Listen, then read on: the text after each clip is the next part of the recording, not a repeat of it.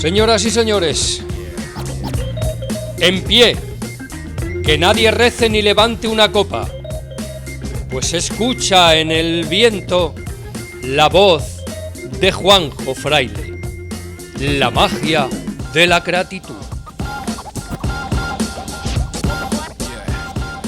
Todos hemos sentido miedo en algún momento. Tengo miedo, tengo miedo,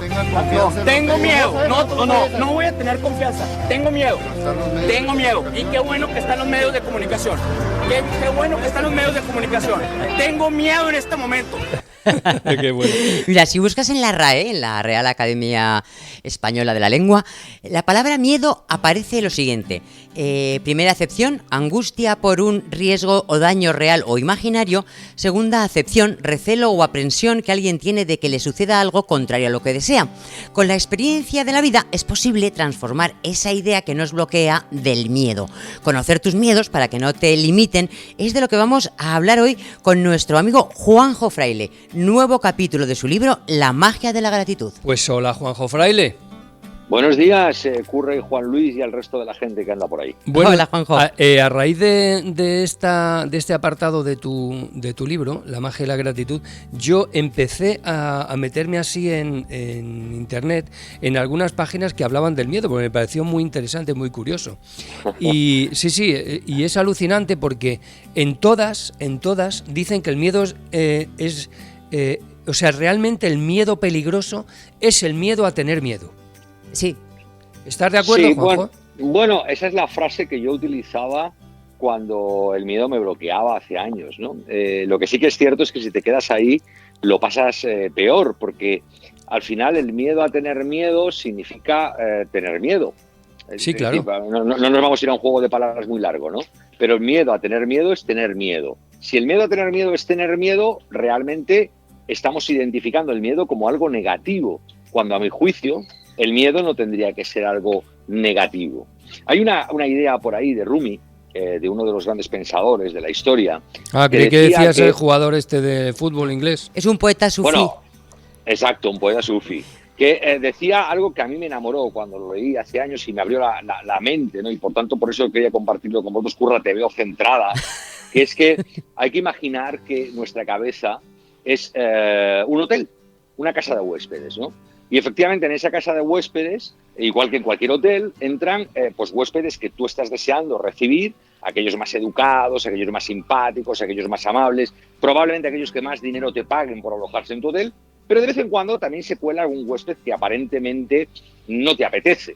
Y ahí era donde identificamos la tensión, el miedo, la angustia, el estrés, etcétera, ¿no?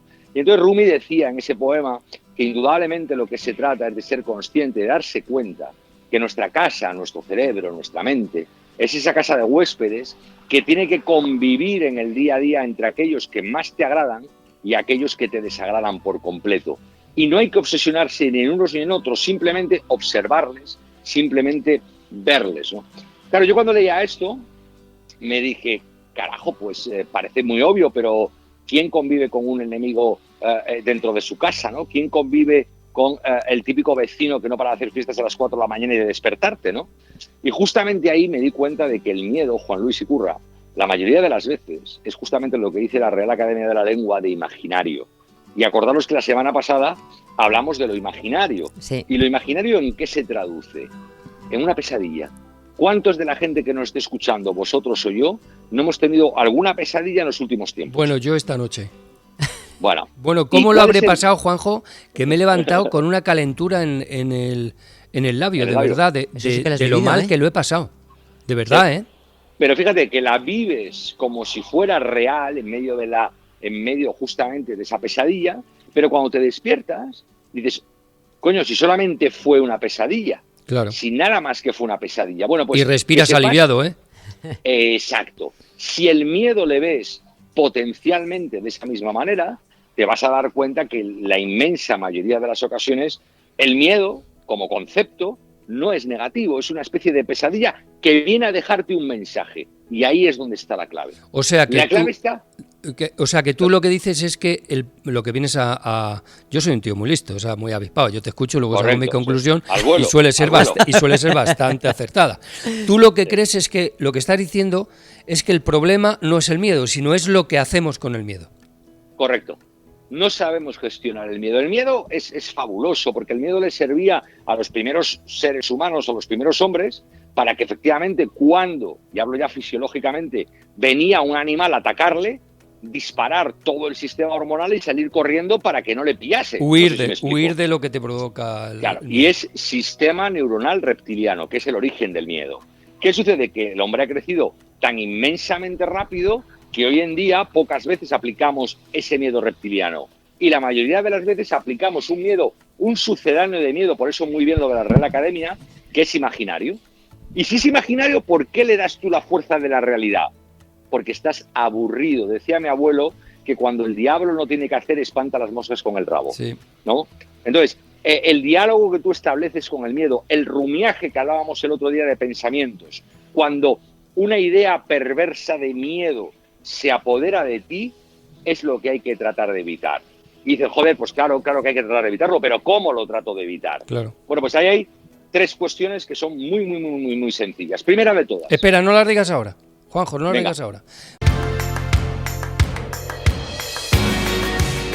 A ver, Juanjo Fraile, esas 3 fórmulas mágicas que nos ibas a contar. 3 pasos. Venga, 3 pasos. Vamos a hacerlo fácil para que todo el mundo lo pueda Como probar. la yenca.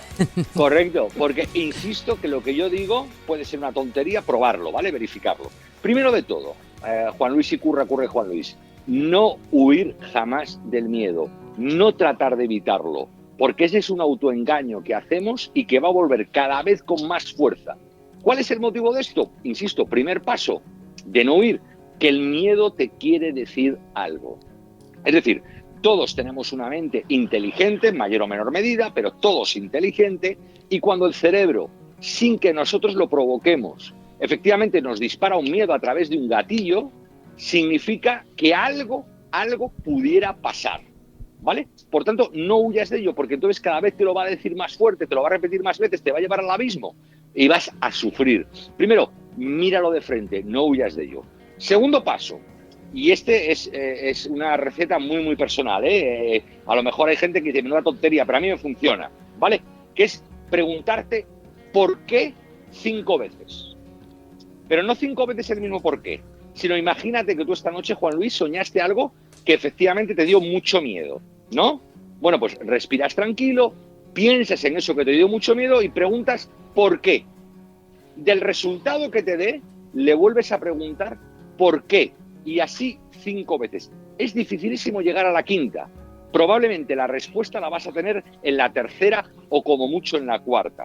Es decir, si a mí me está dando miedo, por ejemplo, una idea imaginaria que es, yo qué sé, bañarme en alta mar, lo que tengo que preguntarme es ¿por qué?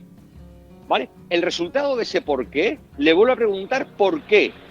Y el resultado le vuelvo a preguntar por qué. Probablemente, ¿qué me dirá mi cuerpo? Me está avanzando a través del miedo una idea que es, oye, que no nadas tan bien, oye, que te hace falta no separarte del barco, oye, que te hace falta un flotador, en fin, lo que sea.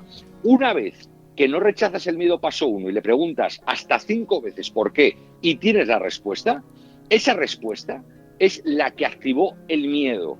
Consecuentemente, si aprendes, si entiendes esa respuesta, el miedo pasa a ser útil.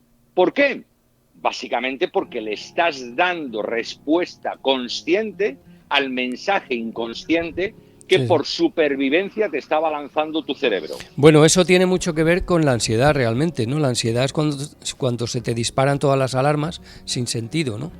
Sin tener por qué dispararse, ¿no? O sea, cuando tú crees que tienes un tigre delante, pero realmente y todos los resortes de la cabeza se disparan, pero no tienes ningún tigre, ¿no? Pero fíjate que yo con la ansiedad siempre pongo un ejemplo, y es que cuando estás ansioso, y esto no estaba en el guión, pero me encanta, cierres tus ojos y respirando tranquilo visualices un enjambre de abejas, ¿vale? Visualiza un enjambre de abejas, te aproximas al enjambre de abejas, y ese enjambre de abejas te vas a dar cuenta de 3 cosas. Primera y fundamental, que tienes un miedo que te cagas a que te piquen. Segunda, que hacen un ruido espantoso. Y tercera, que cada abeja se mueve a su libre albedrío y eres incapaz de seguir el movimiento. ¿De acuerdo? Sí. Eso es la ansiedad. Si cuando tienes un enjambre de abejas, y quien lo haya tenido, a mí me pasó, busca una solución, lo que haces que es ahumarlas, no matarlas, porque si tiras a matarlas, van todas contra ti. Las ahumas, las atontas y automáticamente te dedicas a otra cosa. Bueno, pues la ansiedad es el enjambre de abejas que tenemos todos mentalmente hablando, con 100.000 millones de pensamientos operando a la vez, que nos aturden. Y nos genera un bloqueo físico, un bloqueo hormonal, claro, porque no sabemos cuál de todas las abejas seguir. El secreto, a mi juicio, es ahumar mentalmente hablando todas y decir, oye, en lugar de centrarme en las abejas, me centro, y ahí es donde aplicamos lo de la semana pasada, en una emoción positiva, que me haga disfrutar de este instante en lugar de agobiarme por tener un enjambre de abejas encima de mi cabeza. ¿No? Juanjo, que te he desviado y no has contado el tercer paso. Porque El te he tercer desviado paso, con la ansiedad. El tercer paso es porque si no, ¿para qué vamos a hacer un libro de la magia de la gratitud? Claro, el tercer paso es darse cuenta que has aprendido la respuesta que motivaba ese miedo y, emocionalmente hablando, agradecer al miedo que te haya dado esa información. Y esto es muy importante, Juan Luis, es muy importante. ¿Por qué? Porque en el instante en el que tú hayas obtenido la información que escondía el miedo y emocionalmente le agradezcas al miedo, en lugar de huir de él, fíjate el primer paso que era no huir, en lugar de huir de él, le agradezcas el haberte dado ese mensaje, los miedos, al igual que la incertidumbre, empiezan a ser tus amigos. Empieza a ser una fuente de información extraordinariamente importante que tienes dentro de ti y que tú luego ponderarás el nivel de acepto, el nivel de respuesta que le quieres dar, porque muchas veces te vas a dar cuenta que es algo imaginario y que no tenía sentido en esas respuestas del porqué.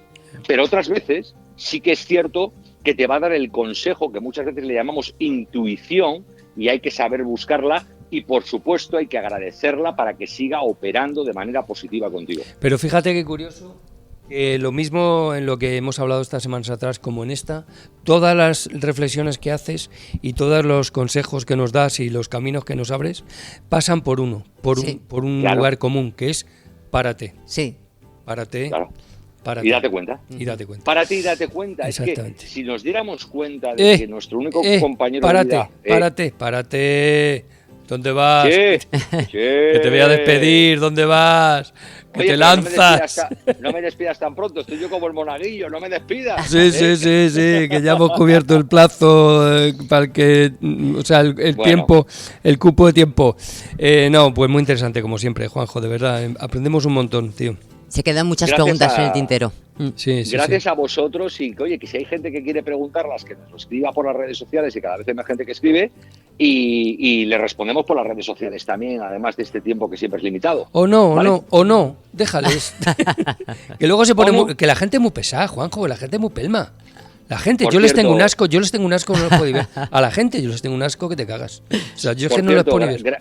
Grandísimo fichaje Suárez, yo estoy encantado. ¿Verdad que sí? No abro más melón. Ya ves cómo no tienes prisa. Que sí. Venga, Juanjo, gracias. Un abrazo fuerte, tío. Un abrazo enorme, amigos, y gracias, os quiero mucho. Igualmente, Juanjo, gracias. Igualmente, chao. Las piernas no son del cuerpo. Ah, ¿no? No, hijo.